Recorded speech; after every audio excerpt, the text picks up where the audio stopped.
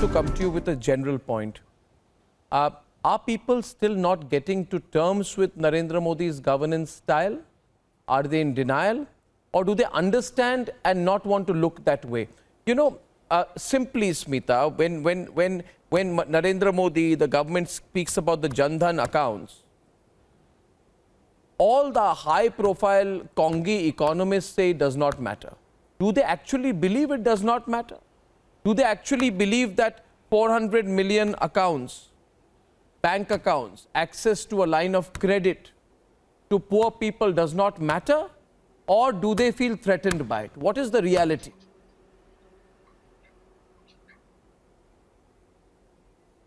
Well, they have to accept it, whether they like it or not. The fact is there that he is a force to reckon with, and even his detractors will admit that they don't have an answer, because he's an electoral winning machine. It's a juggernaut that they don't know how to stop. And two, as you said, you know, the social reforms that he started from day one. The first speech which you played in the introduction about Swachh Bharat, when he spoke about toilets, from then on, you know, we moved from that decade of roti kapda or makan.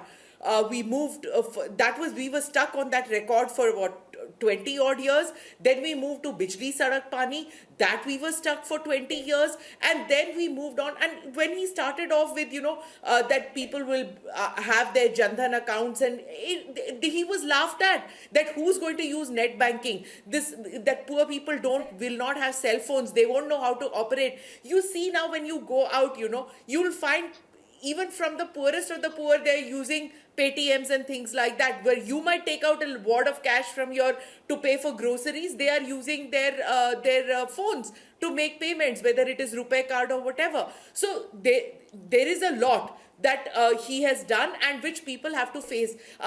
The one small point which I want to also bring in is when Suhail talked about diplomacy, when you also spoke about the British reversing their trend, and about tough diplomacy. That's what Suhail said, that it's tough diplomacy.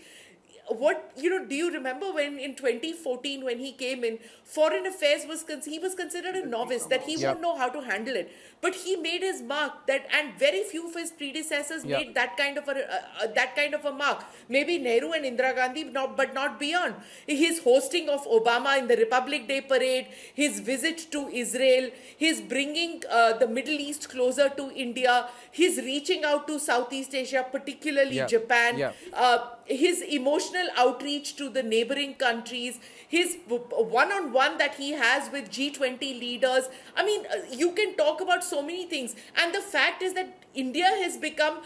why does India have a muscular foreign policy today? It's not because just Modi decided one fine day that let me be muscular, let me be forceful in what I do, whether it's China, Pakistan or anybody. It's not that. You first become an economic giant of some manner. You are not then trying to placate the other countries. You're not subservient. You are saying that I am here, I have this manufacturing hub, I have the buying capacity, my rural India is going to be able to buy your products. Come sell here, come make here. Once you start doing that, once you start pushing forward your economic liberalization, which probably began with UPA, nobody denies that yet. Yes, it was Narasimha Rao who started it, but you give impetus to that. And in spite of a COVID economy, you are projected that your economy is going to be one of the fastest growing next year. Once you do that, the world realizes that if they are tough on India today because of Modi, they are the ones who are going to lose out on doing business with India. That is when our policy, our international policy becomes foreign muscular, policy there. because we are standing on a sound ground. Yeah,